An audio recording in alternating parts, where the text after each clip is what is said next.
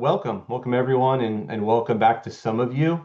If you're on the West Coast like me, it's 10 o'clock in the morning, and I hope you're on your sixth cup of coffee like I am. If you're not, and you're in the Central Time Zone, Eastern Time Zone, thanks for spending your lunch break with me. Hopefully, you have a delicious sandwich or maybe a healthy salad. I don't know, whatever you choose.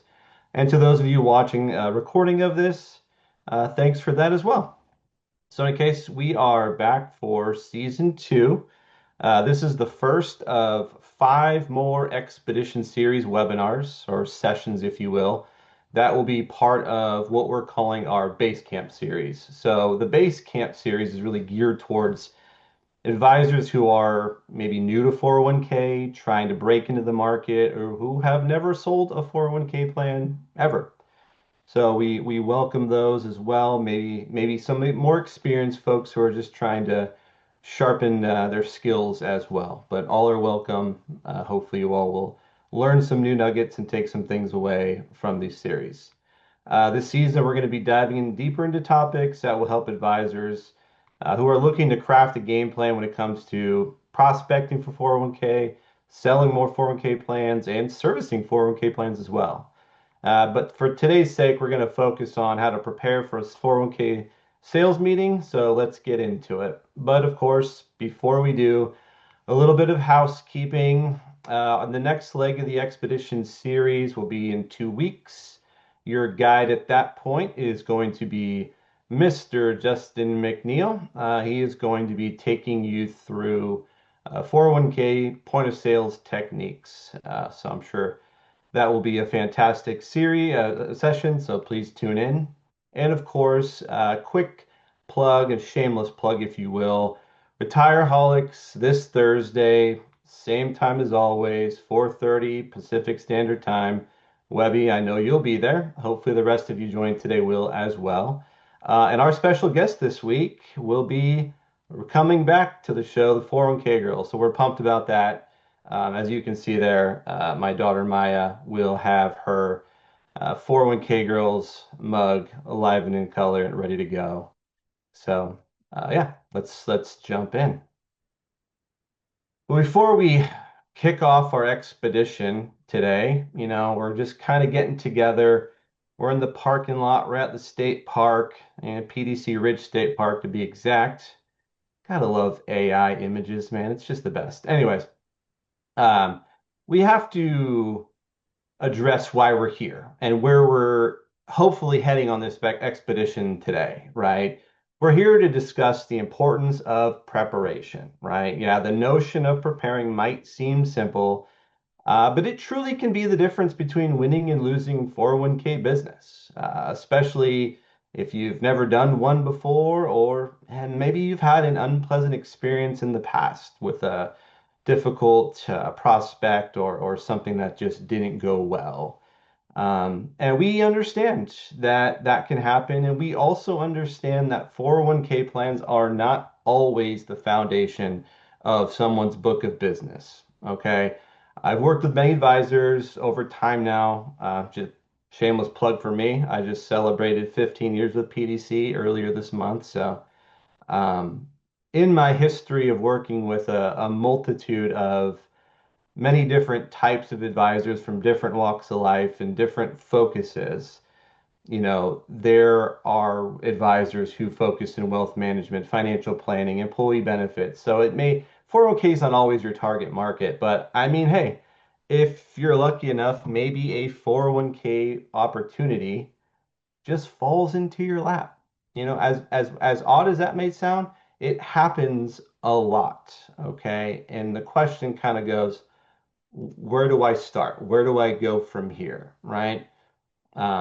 Example of that would be, I talked to someone the other day. They were out at a kid's birthday party, and they get to talking to a person. They understand that, they own their own business. This person does financial planning. Hey, do you do 401k plans?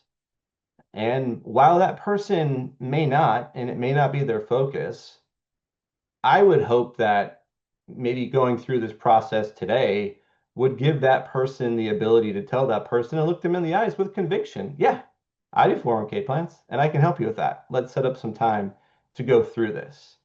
And on the flip side, we also have folks joining today, watching this, who are actively trying to build a book of business in the 401k space. They're in full prospecting mode potentially. Maybe they're buying leads. Maybe they're doing some cold calling, knocking on doors. Um, so the idea here in terms of preparation is let's be ready when the opportunity presents itself, right? Whether that be out of the blue or strategically through your efforts. So you've come to the right place if you're looking to be able to take that and have that skill set of preparation for what's to come. But before we can even dive into those details, I know I'm just sort of dangling things right now. Like, get to it, Mark. Let's go. Well, there is a fork in our trail already. We've barely gotten going. The granola bars haven't even come out yet, but we've hit a fork in the trail. And why that is there are two very distinct types of 401k opportunities that will exist as you venture into this marketplace. The first path or the first type are new 401k plans. Okay, so I like to call that you get to create, right? It's a creation, if you will. You get to start with a blank slate and start something from scratch.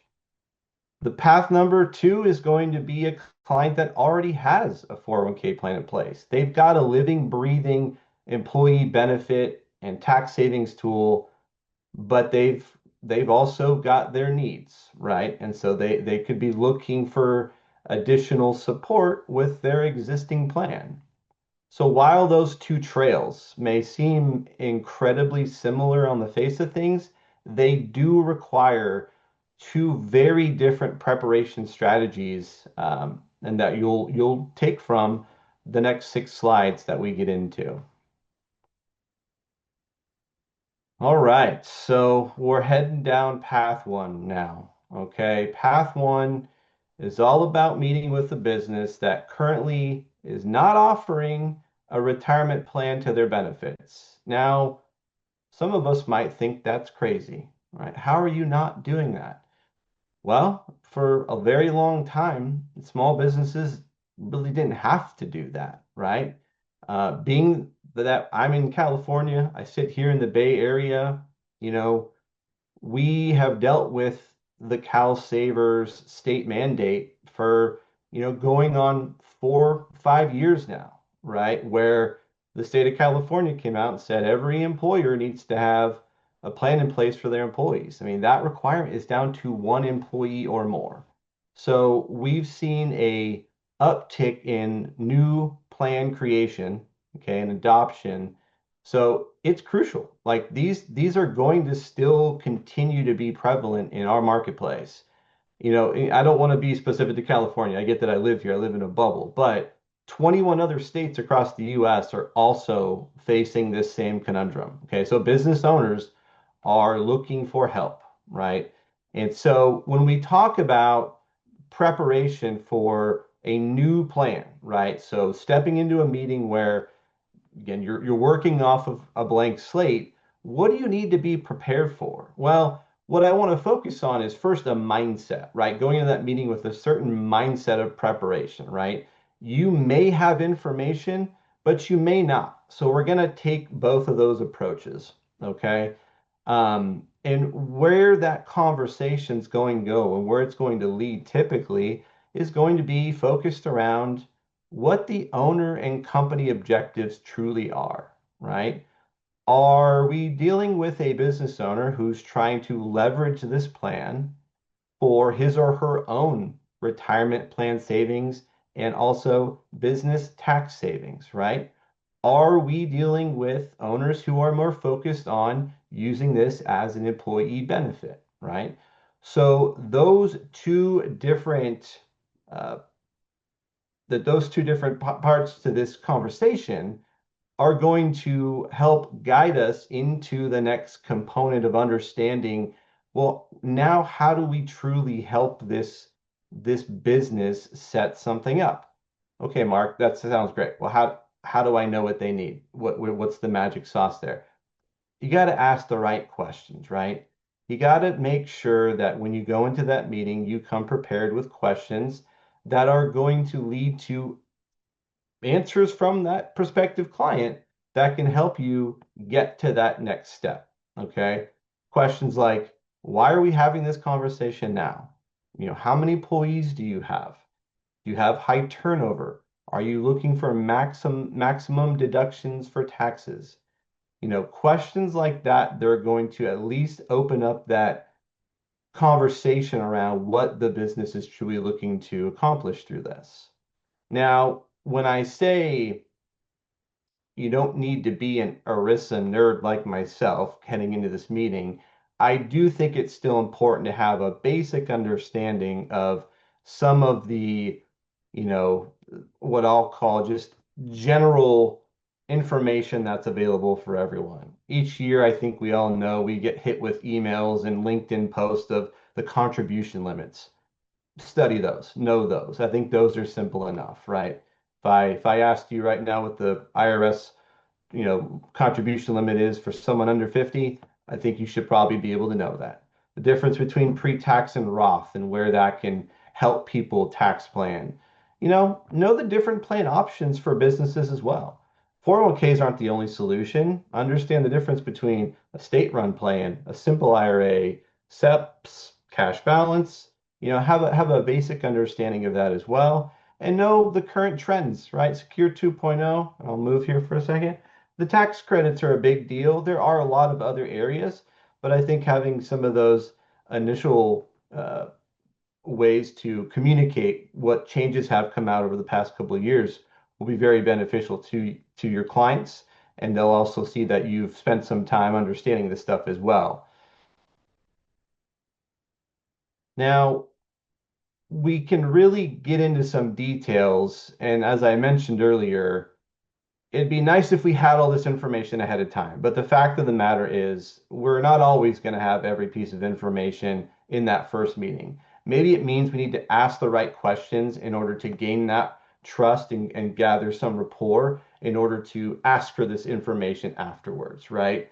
But the type of things that we can leverage and learn about really revolve around the type of business structure that we're working with, whether it be an S Corp, a C Corp, a sole proprietor. Again, that's going to help us with understanding how the mechanisms of the contributions will work. What the ownership structure is. Are there family members on payroll? Are there multiple owners? Do those owners own other businesses, right? That shows a higher level skill set of you planning ahead and trying to make sure there's going to be no issues once you dive into those details. What are the employee demographics? Are we looking at part-time employees, full-time, high turnover, seasonal employees? Just to understand kind of where the employees sit through all this as well. And a big one nowadays is going to be who the payroll provider is, right? As you want to craft this message and this idea for your clients, you need to know if there's going to be ways to leverage, technology through all this as well. So, in the spirit of our expedition series, right? I don't want to be the one just guiding everything. Your job through all of this is going to kind of go from being the guided to the guide. So you're going to help navigate this process with your clients. Okay.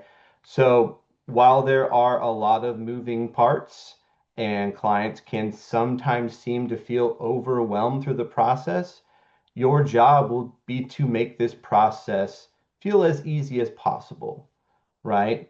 And how do we do that is being involved in every step throughout the way, understanding what the process looks like, how long does it take, who does what within this process. It's not just you, right? You're going to have to rely on your partnerships, the record keepers, the TPAs. So familiarize yourself with those folks as well and make sure that you can at least be able to explain that back to your clients as well.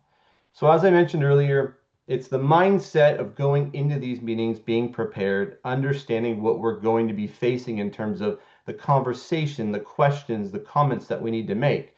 But when we are on this journey, we do have our I'll just say our hypothetical backpack that we want to fill with as much information as we can possibly use. Okay. So part of the takeaway here are there's a lot of wordy stuff on the screen, and I can go through this fairly quickly, but what I want you to understand is the information that you can have at your fingertips is going to be really what you want to go into that meeting with. And the idea that if you don't have it, you can obtain it at some point, right? So again, crafting a meeting structure and agenda, that's huge. That's proper planning. Um, Also, I mentioned it earlier, an overview of who does what. We like to use like the roles and responsibilities. We use an analogy for that of building a home on the PDC side when we're working with clients. But you do want to understand your role, the record keeper's role, and the TPA's role, like the back of your hand. Requests for data, right? The sacred census, if you will, that's going to be huge as we look to actually craft a more customized design approach. And a couple more things here again. A plan comparison chart, right? The differences between different plan options. A tax credit calculator. Being able to show someone in real time what they can get in tax credits through Secure Act 2.0. The different design options, as I mentioned earlier, what the process looks like for a proposal. The funny thing is, I haven't even said the word cost yet. I understand that that's all part of this process, but what we're trying to do right now is learn and understand what somebody needs to be able to help guide them with what is actually recommended for them. Okay. Okay. So we've reached path number two. Okay. I've spent a lot of time on the new plan creation side of the world. We've got 12 minutes left, but I don't want to glance over this too quickly, okay? Now, what happens when the path becomes a little steeper, right? A little more rugged terrain. To me, that's where the takeover plans, the reason why I would view them that way is, well, now we might hit some bumps, right? We might actually be a little off balance. Maybe the scenery is not just flowers and rivers, right? It's rugged terrain, it's rocks.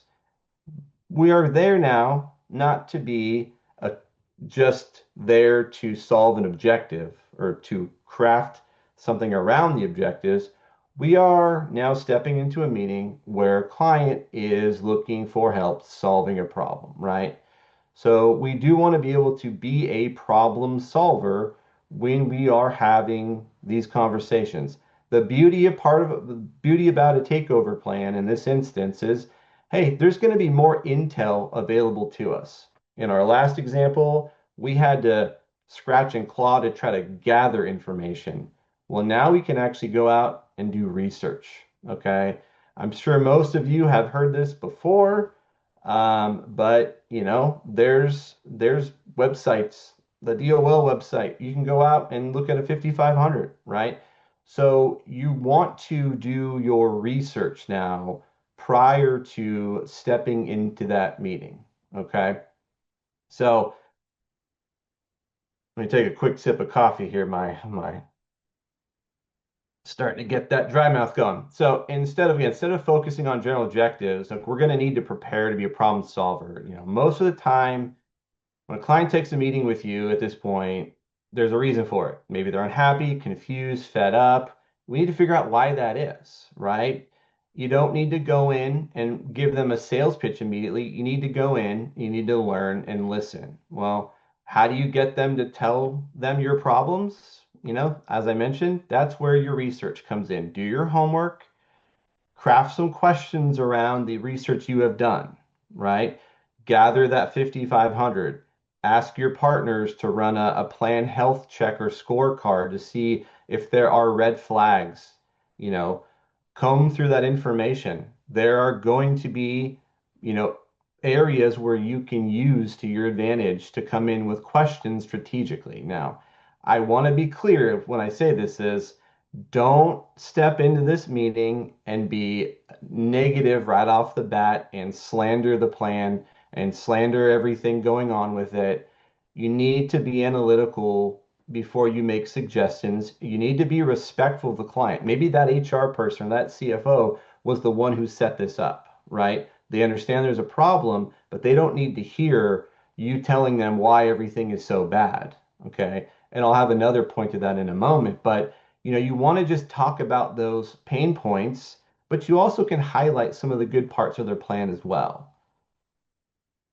So once you've gotten to the point of, potentially showing and telling a client kind of where some of the areas of inefficiencies are, they've shared some information with you, you've gained some trust with providing them with enough information of what you do, how you do it, they're going to allow you to then go out and potentially, do a full analysis on their plan. So kind of an RFP process, right? Look at costs of the plan, evaluate the service providers, try to determine where the operational efficiencies exist or don't exist and how to make them better. Can the employees receive additional tools and support? Can we enhance the plan design? So all that information that I'll get to in a moment in terms of what we can gather is going to be able to be leveraged and utilized in that way. Now, ultimately, when you do receive all that information and you do present to them some options, they're going to rely on you to determine what their best path is, right? Do we go up this steep trail here? Do we go down the side here? It looks pretty sketchy, right? They're going to want you to help them make that decision. Not every time are we going to need to change everything, right? I want people to feel comfortable with saying, maybe they love their TPA. Maybe they really like their record keeper and they just need somebody like you to step in and help service and oversee their plan. So having what I'll on the screen here, a broker of record, but an advisor of record change, where they're hiring you for your skill set and your oversight could be the path that is taken, right? And you want to be able to explain how each of those processes is going to work, whether it is a full plan conversion, meaning you're changing all your service providers and the TPA, or if it's just having you step in and be their guide throughout this process. So the takeover backpack, so now we're on this path once again where we want to fill it up, right? We want to make sure we have the necessities for when we are about to embark on this more rugged journey, right? Like I mentioned earlier, there's going to be some overlap with what we are collecting, but there is more information available because something does exist already. So yes, you do want to still have your structured meeting agenda and your questions that are going to allow you to show your skill set and make sure that you can get the client to understand or provide to you what their pain points are. But what I mentioned earlier, your research, right? 5,500 filings, plan health score, fee disclosures, right? You sure most of you have heard the terminology 408B2, 404A5. Don't worry about that stuff. Just fee disclosures, right? That's going to provide you with a plethora of information. It's going to show you, which investments are a part of the core menu. It's going to show you the hard dollar cost. It's going to show you the baked in cost in terms of the asset fees, what the advisor's charging. So that's going to be a huge part of this process and something that you're going to want to obtain at some point if you do run a full plan analysis or RFP for them. As the design nerd here, seeing the adoption agreement's always going to be crucial if we want to evaluate and make sure that, hey, you started your plan with these provisions and these customized feel. Is it still working? Is it still running the way it should? And at the end of the day, you're going to present this analysis and that information and those findings so that way the client can, hear from you what you recommend. As I mentioned earlier, they're typically going to look to you for, you know, the information being clear, concise, but also they may ask you what your recommendation is. So never be, surprised or caught off guard if they're like, hey, we want to do this, but we want to make sure that we take your input as well. So we've come towards the end of this expedition today. Um, and if you haven't got, a feel for it already, I think I could probably talk about this topic for 5 hours, to be honest. And I know that might sound like, oh, that's really boring, or why would you want to do that? I think there's just so many areas to go, right? And so many different ways that you can build your own preparation strategy, right? It's not the same for everyone. So while I will always say that it's key to be prepared, you're going to encounter a whole lot of different types of trails and terrain in your 401k journey. Okay. When you spend the time to prepare, though, I'd say some of those more difficult terrains you'll encounter through this trail or that trail, I think you're going to have more confidence, right? Having dealt with and understood kind of what you believe to be the right path and having experience going down those paths, whether you fall over or if you make it to your destination, right? It's okay. You're gonna slip on a rock and scrape your knee. You're gonna have to sit down and take a break from time to time and drink some water. That's gonna happen, okay? So the ultimate goal through all of this, in my eyes, is you want to feel like your clients trust you, and doing your homework and showing that expertise and having that, again, that backpack full of resources is going to create the trusted client approach.